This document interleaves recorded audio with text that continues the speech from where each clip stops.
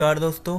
मेरा नाम है दीक्षांत और मैं आज आपको पढ़ाने वाला हूँ अनुच्छेद 370, यानी कि जो मॉडर्न हिस्ट्री और हमारी पॉलिटिक्स यानी पॉलिटिकल साइंस से भी रिलेट करेगा और मॉडर्न हिस्ट्री से भी रिलेट करेगा।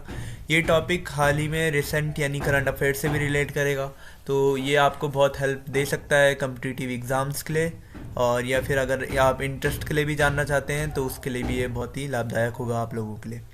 तो हम ये पूरी कश्मीर का इशू देखेंगे, इसमें अनुच्छेद 370 कैसे आया और इसको हटाया कैसे गया, और इसकी हिस्ट्री देखेंगे कि किन गलतियों की वजह से इसको लाया गया और क्या क्या इसमें डिफेक्ट हुए। 370 में क्या क्या चीज़ें ख़राब थी, कुछ चीज़ें अच्छी थी तो उनका भी जिक्र करेंगे। और हाल ही में जो सुप्रीम कोर्ट का इस पे डिसीजन है दिसंबर 2023 में वाला, तो उसको भी हम थोड़ा बहुत देखेंगे। तो स्टार्ट करते हैं हम इसमें कि कश्मीर, सबसे पहले हम कश्मीर का मैप देखते हैं। तो हम इसमें देखते हैं कि जो ये इधर पूरा ग्रीन वाला का इलाका है इसको कहते हैं पीओके। ये आता है पाकिस्तान ऑक्यूपाइड कश्मीर। जो कश्मीर का जो पार्ट है, वो जो पार्ट पाकिस्तान ने ऑक्यूपाई कर रखा है उसे कहते हैं पीओके। और जो ये रेड वाला जो पूरा इलाका है वो है अक्साई चीन, जो चाइना ने भारत से 1962 के युद्ध में छीन लिया गया। तो ये वाला इलाका अक्साई चीन है। बदले में 1962 के जो युद्ध हुआ था भारत चीन का, उसमें भारत ने अरुणाचल प्रदेश से चाइना का कुछ इलाका छीना था, तो उसका भी हम जिक्र कर सकते हैं। ऐसा नहीं है कि हमने गंवाया ही गंवाया है, हमने कुछ पाया भी है, तो उसको भी हम अलग लेक्चर में या फिर भारत चीन युद्ध में कैप्चर कर लेंगे। फिलहाल हम ये देखते हैं कि अनुच्छेद 370 में इस मैप की क्या भूमिका है। तो ये जो मैप आपको दिखा रहा हूँ, जो मेनली अभी इलाका है ये पीओके लाइन ऑफ कंट्रोल इसको कहा जाता है। ये वाली यूएन में भी जा चुकी है इसकी बात। तो यहाँ पे पूरी आर्मी लगी हुई है पाकिस्तान की और इंडिया की, और कई बार यहाँ पे लड़ाइयाँ भी हो चुकी है। इधर साइड इंडिया की आर्मीज है, इधर साइड पाकिस्तान की है। इसको कहते हैं लाइन ऑफ कंट्रोल। तो ये जो जम्मू कश्मीर का इलाका है, ये आता है यहाँ पे कश्मीर, ये कश्मीर का इलाका है, ये जम्मू है, और ये आ जाता है लद्दाख का इलाका। तो आपको मैं बताता हूँ कि अनुच्छेद 370 जो है, जो 1947 का समय था जब भारत आज़ाद हुआ। आज़ाद होने के बाद भारत और पाकिस्तान में डिवाइड हुआ, दोनों देशों में। एक तरफ पाकिस्तान था, एक तरफ इंडिया था। और जो तीन स्टेट आपको मैं बता दूं, 562 टोटल प्रिंसली स्टेट थे। जो राज्य लगभग 562 राज्य जो थे वो राजाओं के कब्जे में थे। तो इनको यूनाइट करने का काम किया सरदार वल्लभ भाई पटेल ने, एस वी पटेल ने, जिनको लोह पुरुष भी कहा जाता है। उनकी स्टैचू भी बनी है, अभी तक भारत में सबसे बड़ी स्टैचू है पटेल साहब की। तो सरदार वल्लभ भाई पटेल ने 562 राज्यों को यूनाइट करने का काम उन्होंने किया। तो उसमें तीन राज्य नहीं माने गए, उसमें जूनागढ़ भी था और एक था जम्मू कश्मीर। तो जो जम्मू कश्मीर था उसके राजा उस टाइम पे थे राजा हरी सिंह। राजा हरी सिंह, राजा हरी सिंह उनका नाम था। और आपको इस पूरे इशू में लगभग हरी सिंह शेख अब्दुल्ला, मैं पूरा नाम लिख नहीं सकता हूँ क्योंकि ये जो राइटिंग पेन है वो इतना वो नहीं है कि लिख पाए। सॉरी बैकग्राउंड नॉइस के लिए, आसपास लोग थोड़ा ज़्यादा नॉइस आ रही है तो माफ़ करिएगा। तो एक तरफ थे हरी सिंह, एक थे शेख अब्दुल्ला, एक इसमें हम मोहम्मद अली जिन्ना का पढ़ेंगे, मोहम्मद जिन्ना का साहब का पढ़ेंगे, और एक पढ़ेंगे जवाहरलाल नेहरू का। इन चारों का योगदान इस अनुच्छेद 370 में काफ़ी है।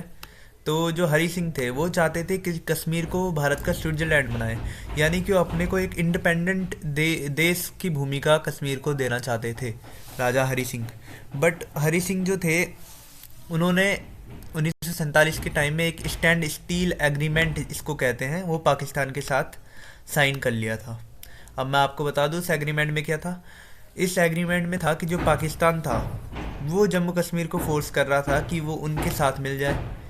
भारत से सरदार वल्लभ भाई पटेल कोशिश कर रहे थे कि जम्मू कश्मीर उनमें इंडिया के साथ मिल जाए। तो पाकिस्तान के साथ में राजा हरी सिंह एक स्टैंड स्टील एग्रीमेंट साइन करते हैं। इसमें मेनली कहा जाता है कि उनको कुछ स्टैंड यानी कुछ टाइम खड़ा रहना दिया जाए, यानी कुछ टाइम दिया जाए और उनको ये सोचने का टाइम दिया जाए कि उन्हें पाकिस्तान में मिलना है या इंडिया में। तो ये जो धैर्य का काम था ये पाकिस्तान के सामने क्या ही चल पाता। ठीक 2 महीने बाद अक्टूबर 1947 में जो पाकिस्तान है वो कश्मीर पर अटैक कर लेता है। यहाँ पे काफ़ी मास मर्डर्स होते हैं, महिलाओं के साथ बलात्कार यानी रेप किया जाता है, और बहुत ही बुरी बुरी घटनाएं हैं इस पे। अभी रिसेंटली मूवी भी आने वाली है अनुच्छेद 370, शायद उसमें ये दिखाया जाएगा आप सभी लोगों को। तो यहाँ पे अक्टूबर 1947 में यहाँ हमला कर दिया है पाकिस्तान ने। अब जो राजा हरी सिंह है वो इंडिया से मांगते हैं हेल्प। तो यहाँ पे सरदार वल्लभ भाई पटेल उनको कहते हैं कि अगर कश्मीर इंडिया का पार्ट नहीं है तो वो एक्सटीरियल इशू में क्यों घुसेगा। इंडिया, आप खुद ही सोचिए, अगर जम्मू कश्मीर इंडिया का पार्ट नहीं है तो एक एक्सटर्नल इशू में इंडिया क्यों घुसेगा। तो राजा हरी सिंह उनकी बात मानते हैं और वो कहते हैं अगर इस लड़ाई से उनको आज़ादी मिल गई जम्मू कश्मीर को तो वो इंडिया में शामिल हो जाएंगे। बट यहाँ पे जो जवाहरलाल नेहरू हैं वो गलती कर बैठते हैं। जेएलएन ये जो मामला है ये दो देशों के बीच का मामला एक इंटरनेशनल लेवल पे लेके चल जाते हैं। इंटरनेशनल लेवल पे लेके चल जाते हैं और ये चल जाते हैं यूएन पे। और इनमें इनका खुद का अकेले का डिसीजन नहीं होता है जाने का। इसमें मेनली जो डिसीजन होता है वो लॉर्ड माउंटबेटन जवाहरलाल नेहरू को एक तरीके से लालच देते हैं कि यूएन में जाएंगे तो पूरा मामला सॉल्व हो जाएगा। बट ये ठीक उल्टा हो जाता है, ये मामला फंस जाता है। 2019 तक ये मामला पूरा फंसा हुआ था। तो जो यूएन है वो जारी करता है यहाँ पे रिजोल्यूशन 47। अगर आपको ये चीज़ें याद नहीं हो रही है तो आप मेरा लेक्चर रिपीट पे देखिए, आपको ये सारी चीज़ें याद रह जाएगी। तो रिजोल्यूशन 47 जो था यूएन का, उसमें वो कहते हैं कि एक एग्रीमेंट साइन करते हैं कि जो पाकिस्तान है वो पहले अपनी आर्मी हटाएगी पीछे, फिर इंडिया अपनी आर्मी हटाएगी, ये फिर दोनों आर्मी में से कोई आर्मी अपनी पीछे हटाएगी, कोई देश अपनी आर्मी पीछे हटाएगा। अब फिर जाके पीसफुली मामला सॉल्व होगा। बट यहाँ से ना तो पाकिस्तान की आर्मी हटती है और ना इंडिया की आर्मी हटती है और ये मामला यहीं रह जाता है। बट जो आर्मी है इंडिया की वो कश्मीर से पीछे, काफ़ी पीछे धकेल चुकी होती है पाक की आर्मी को। तो यहाँ पे हरी सिंह जो हैं वो एक साइन करते हैं, इंस्ट्रूमेंट ऑफ एक्सेशन इसे कहते हैं, IO लिख देता हूँ मैं शॉर्ट में, इंस्ट्रूमेंट ऑफ एक्सेशन इसको कहते हैं। इसके तहत काफ़ी ज़्यादा जो कश्मीर है उसको एक स्पेशल राज्य का दर्जा मिलता है। तो इसके बाद आता है अनुच्छेद 370। ये चीज़ें मैं आप सबको बता चुका हूँ जो यहाँ पे लिखी है मैंने। राजा Hari Singh standstill agreement मैंने आपको बता दिया है। 1947 में पाक अटैक करेगा, उसके बाद मास मर्डर से रेप स्टार्ट हो जाएंगे कश्मीर में। फिर पटेल और नेहरू अपनी आर्मी भेजेंगे कश्मीर में और नेहरू इस मामले को लेके यूएन चले जाएंगे और मेनली इसमें माउंटबेटन नेहरू को लालच देते हैं। फिर यूएन में जो मेनली पावर होती है वो होती है यूएस के हाथ और यूएस सपोर्ट करता है पाक का। तो मेनली जो इसका मुद्दा निकल के आता है वो पूरा पाक के सपोर्ट में दिखता है। तो रिजोल्यूशन 47 मैंने आपको बता दिया, जनता का प्लेबिसाइट होगा ये। इसके बाद वो कहते हैं कि अगर ये दोनों आर्मी हट जाती है तो यहाँ पे जनता डिसाइड करेगी कि वो इंडिया में जाना चाहती है या फिर पाकिस्तान में जाना चाहती है या फिर वो इंडिपेंडेंट रहना चाहती है। बट ऐसा कुछ नहीं होता है, रिजोल्यूशन 47 एक्टिव नहीं होता है। 370 आ जाता है इसके बजाय। आर्टिकल 370 दो लोग मिलके लाते हैं। एक आता है शेख अब्दुल्ला जो जम्मू कश्मीर के राजनीति में इन्वॉल्व होते हैं उस टाइम पे, और एक आते हैं भारत के प्रधानमंत्री जवाहरलाल नेहरू उस टाइम के। तो आखिर अनुच्छेद 370 क्या होता है? 370 जो जम्मू कश्मीर है उसको एक स्पेशल राज्य का दर्जा देता है और इसमें बहुत सारी चीज़ें लिखी होती है कि जो मेनली मैं आपको बता दूं, जो भारत की सरकार है, जो सेंट्रल गवर्नमेंट है, वो सिर्फ 3 चीज़ों पे जम्मू कश्मीर में हस्तक्षेप कर सकती है। वो है डिफेंस, फॉरेन अफेयर्स और कम्युनिकेशन। सिर्फ ये 3 चीज़ों पे सेंट्रल जो गवर्नमेंट है भारत की वो जम्मू कश्मीर में इंटरफेयर करेगी, बाकी किसी भी मुद्दे पे वो इंटरफेयर नहीं कर सकती थी अनुच्छेद 370 के तहत। तो अनुच्छेद 370 के तहत मतलब जो कश्मीर है उसमें क्या क्या होता था। तो 1965 तक, मेरी बात ध्यान से सुनिएगा, 1965 तक जो जम्मू कश्मीर का सीएम होता था या फिर जो राज्य की सरकार का हेड होता था उसको पीएम कहा जाता था, यानी प्राइम मिनिस्टर कहा जाता था। आप सोच रहे हैं इस बात को कि पूरे इंडिया एक देश है, उसका एक पार्ट है जम्मू कश्मीर, वहाँ अलग से पीएम बैठ रहा है 1965 तक। वहाँ जम्मू कश्मीर में जाने के लिए परमिशन चाहिए होती थी। उनका अपना एक फ्लैग हुआ करता था। वहाँ की जो नेशनल भाषा है, जो राष्ट्रीय भाषा है, वो उर्दू हुआ करती थी। वहाँ कोई फाइनेंशियल इमरजेंसी नहीं लग सकती थी। स्टेट इमरजेंसी लग सकती थी, पर वो सिर्फ स्टेट मशीनरी फेल, यानी अगर स्टेट की मशीनरी, स्टेट गवर्नमेंट की मशीनरी अगर चल पाने में दिक्कत आ रही है, तभी वहाँ गवर्नर रूल यानी स्टेट इमरजेंसी लगेगी। उसके गवर्नर रूल, सॉरी बोल रहा हूँ, प्रेसिडेंट रूल, ठीक है। तो तभी लग सकती थी। बाकी अगर सेंट्रल की मशीनरी फेल होती है तो वहाँ प्रेसिडेंट रूल नहीं लगेगा। ऐसी ऐसी चीज़ें वहाँ थी। तीसरी चीज़, वहाँ डुअल सिटीजनशिप का प्रावधान था, यानी एक कश्मीर की नागरिकता आपको मिलेगी और एक इंडिया की नागरिकता मिलेगी। तो दोहरी नागरिकता का प्रावधान 370 में था। और एट लास्ट मैं आपको बताना चाहूँगा आरटीपी, वहाँ राइट टू प्रॉपर्टी नहीं थी। वहाँ किसी भी व्यक्ति को प्रॉपर्टी रखने का अधिकार नहीं था, और बाहर का व्यक्ति वहाँ कोई भी प्रॉपर्टी नहीं खरीद सकता है, ना खरीद सकता था, सॉरी। तो ऐसे ऐसे वहाँ के हालात थे। अनुच्छेद 370 मैंने आपको डिफाइन कर लिया है। इसके बाद जो प्रेसिडेंट होते हैं, अभी के जो प्रेसिडेंट है, आपको मैं बता दूं, मैंने आपको पूरा मुद्दा समझा दिया है। इसकी मैंने आपको पूरी हिस्ट्री समझा दी कि Raja Hari Singh, standstill agreement, resolution 47 UN का मामला।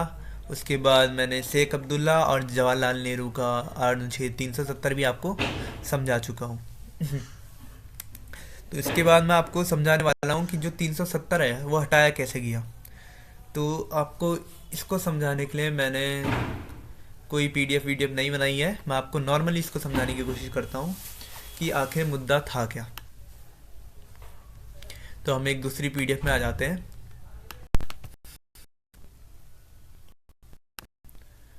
अब मैं आपको बताने जा रहा हूँ कि अनुच्छेद 370 हटाया कैसे गया है, ठीक है।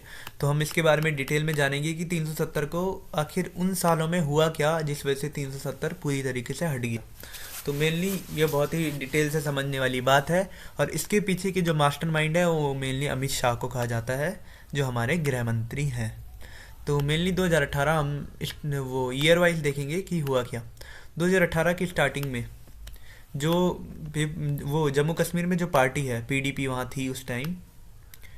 पीडीपी यानी people of democratic party. PDP Jammu Kashmir में सत्ता में थी ये पार्टी, और ये जो थी ये अलायंस बनाती थी बीजेपी के साथ। बीजेपी जो अभी हाल ही में सेंट्रल गवर्नमेंट है हमारी, और उस समय भी थी। और यहाँ पे क्या होता है, 2018 में बीजेपी जो है वो पीडीपी के साथ अपनी अलायंस तोड़ देती है। इससे जो पीडीपी का बहुमत है वो गिर जाता है।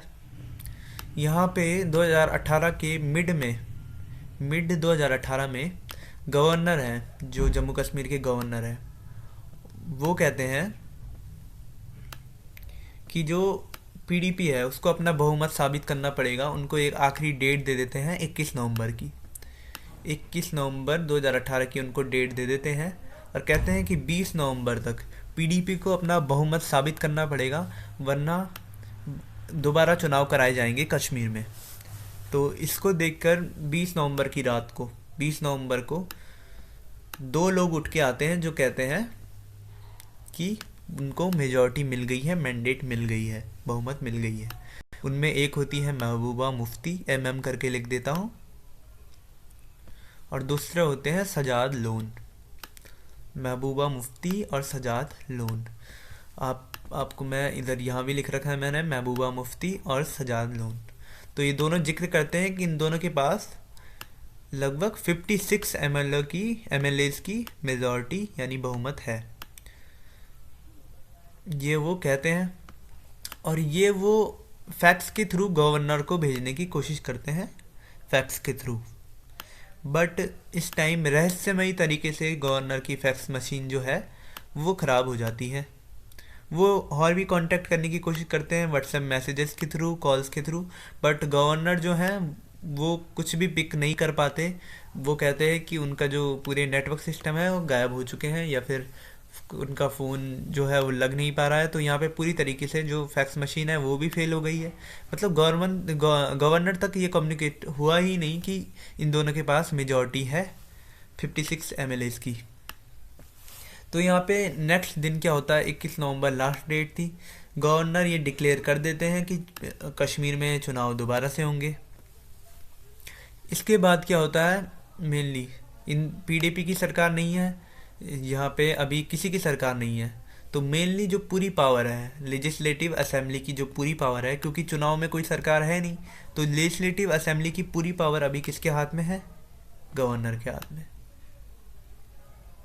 अनुच्छेद 367 में अमेंडमेंट होती है, 2019 में एक ऑर्डर आता है, उसमें कहा जाता है कि जो कॉन्स्टिट्यूएंट असेंबली है 367 में एक ऑर्डर आता है इसके सपोर्ट में, इसके 367 अनुच्छेद 367 में अमेंड होता है।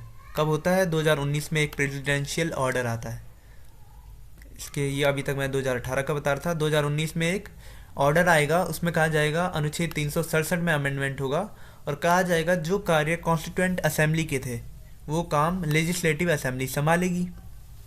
ठीक है, तो आपको पता है कि 2019 तक, 2018 की लास्ट से 2019 के मिड तक पूरा जो काम है वहाँ पे इलेक्शन चल रहे हैं और लेजिस्लेटिव असेंबली की जो पूरी बागडोर है वो किसके हाथ में है, गवर्नर के हाथों में।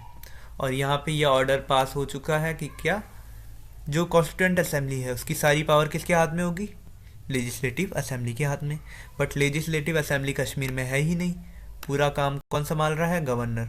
और गवर्नर किसके सपोर्ट में, गवर्नर किसके बिहाफ में काम करता है, प्रेसिडेंट के। प्रेसिडेंट को कौन सलाह देता है, प्राइम मिनिस्टर और उसकी मंत्री परिषद, प्राइम मिनिस्टर और council of minister, COM, council of minister.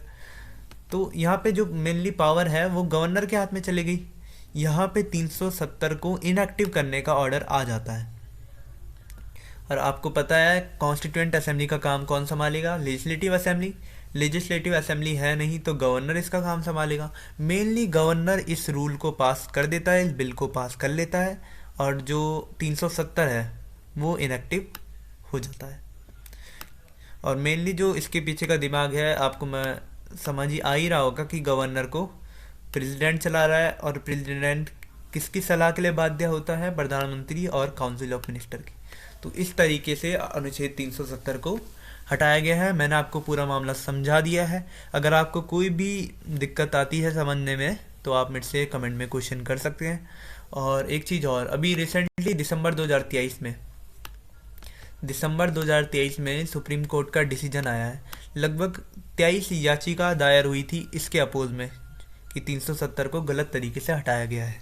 तो दिसंबर 2023 में सुप्रीम कोर्ट ने कहा सही में इसे अनकॉन्स्टिट्यूशनल बताया है और लगभग 2024 सितंबर तक जम्मू कश्मीर में दोबारा चुनाव कराए जाएंगे। ये सुप्रीम कोर्ट का यानी DY चंद्रचूड़ जो हमारे CJI हैं, चीफ जस्टिस ऑफ इंडिया है, उनका ये डिसीजन है।